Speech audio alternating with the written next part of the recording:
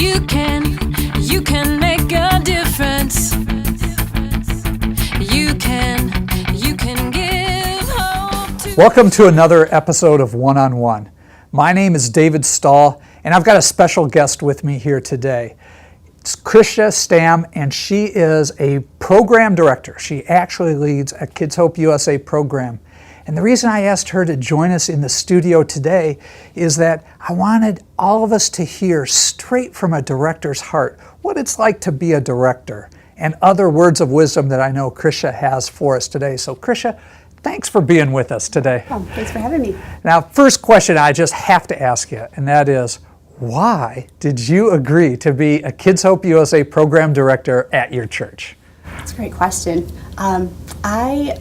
It was all in my heart. You know, God really just said, this is what you're supposed to do. And I don't really think I had a whole lot to say about it. I had been a mentor for about a year, and I loved it. And then our director stepped down, and I didn't want the program to end. I really felt like this is an amazing program. And it just seemed like God prepared me. Everything that I've done throughout my life, throughout my professional degree, with all of that, it just said, this is where you're supposed to be. And so I applied for the job, and I got it, and it's been an amazing fit.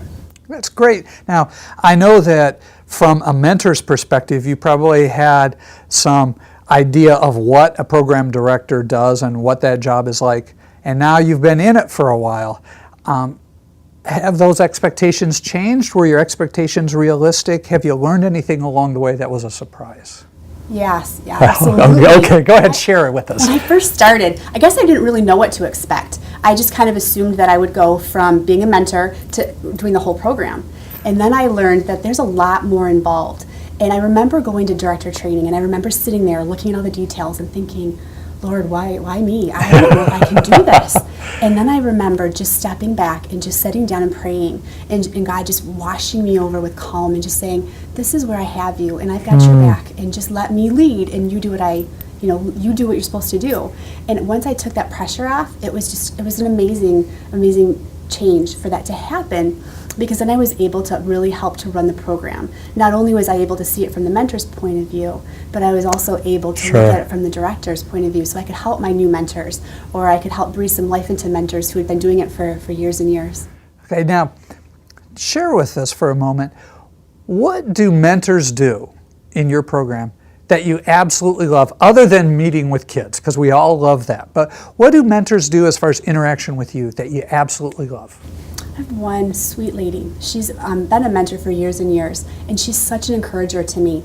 She will send me little notes. She put something in my mailbox once just saying thank you, and that just meant the world to me. I try very hard to do that to my mentors. Like, I love to send them encouraging notes or little gifts, whatever, every month if I can even. But to have her come back to me and do that, it just meant the world to me, because it really helps. And because sometimes you just don't know if you're making a difference, or you don't know that you're out there. And so to have her do that meant the world to me. And I'll bet you're pretty close with that mentor now too, then, aren't you? Yeah. And so really what I'm hearing is, hey, mentors, pay attention to how your director is expressing love and appreciation to you, and maybe do the same back with them. Absolutely, especially if you eat a lot of chocolate. Yeah, there we go. That always helps, doesn't it? Yeah.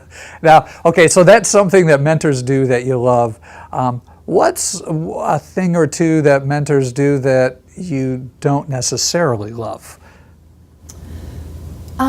Probably not filling out the forms, because then I don't know what's going on with them. Communication is so important, and if I don't know how to help them, how to support them, or what they're doing, then I don't feel like I can do my job right. So it's really important for them to fill those out. So when they don't do that, sometimes it can be a little frustrating. Yeah. So actually, directors read those forms, right? Oh, yeah. Yeah. You see, I think that's a key point for all of us to understand as mentors, that when you're filling out that daily progress report, directors really are reading that, and they really want to know, like you said, you want to know what's going on. And how does knowing what's going on help you? It helps me know, number one, how I can pray for them. It also helps me know how I can encourage them, or if they need help, like if they need a new game to play, or if something's going on with their student that they could use either, again, prayer or something physically tangible from me to do. But if they don't communicate with me, there's nothing that I can do. So Krisha, tell us, what is your largest challenge as a director? I'd have to say probably recruiting. There's so many needy kids out there, and to make sure that we have a mentor and a prayer partner for each of those. Recruiting just seems to be something that it's not just a one-shot deal. It's constant throughout the year, getting more people to help these kids. And as far as recruiting, is it a matter of getting people's attention, getting time in front of your church? When you talk about recruiting and the challenges, what are some of the aspects of that challenge specifically that are, kind of tough? I think it's just getting the commitment from people in the congregation to do it. I don't think anybody doubts that it's an amazing program. I don't think anybody doubts that they could help touch a child's life. I just think it's for them, it's the time commitment. Like, can I actually do this? I remember sitting through services years ago. I'd see it come across the screen. We need a Kids Hope, a mentor or a prayer partner. And I remember thinking, yeah, that's a great thing. Somebody else could probably do that. And I just remember that kept happening year after year. And finally, when my son was old enough and he went to school and I had the capacity to do it, it was a God who just nudged my heart and said, it's time. And then I went in and I did it. And so that's one of the things I just want to be real sensitive to is, whose time is it? Who's God nudging? And both waiting for that to happen, but also helping to encourage that nudge to be listened to a little bit more. Right. Well, and it's quite a burden that you probably feel as far as you see the need and hear about the need from the school as far as all the kids that they have, and you feel the burden as far as, I've got to find more mentors, or if somebody steps out of service, I've got to replace a mentor. So that's a burden that's very real that's on your shoulders, isn't it? It is, Dave. And last year, I remember when I started the year, it was my second year starting, and I remember having that almost to the, I was so anxious, like, how can I do this? How can I do this? And I remember we had a prayer walk at church, and so we walked around the school. And I remember someone, I don't know if it was our pastor or if it was another prayer partner, just put their arms on me and just prayed for me. And I remember thinking at that point, I could just feel the burden being lifted, and I just said, at that point, it was so clear to me that this is not about me, and this is not about any particular person. This is about God, and this is about what He can do. And if we just give it to Him, then He'll pave a way. Boy, I'm really picking up in our conversation how this is really a spiritual task for you. It's not yours to own, but it's actually yours that you're part of. Is that, That's it in a nutshell. Absolutely. Absolutely. And, and it's great to hear about directors who feel that way, because you're right, God is the one that provides the mentors. He's the one that really nudges their hearts. So it's kind of fun to watch that, but kind of frustrating too, I would imagine at times. So now, when you think of your program and there's all sorts of activity going on, have you had a story or two that's come up that you draw strength from, or it encourages your heart? And I know I'm kind of putting you on the spot with that one, but tell us a story about something that's happened in your program. All right, it's a funny story. I like to make you laugh. Okay, so last year in the spring, in the Zeeland Public Schools, we have what's called Mileage Club. So that is just during the lunchtime where the kids get to go out and run laps. So I had a mentor.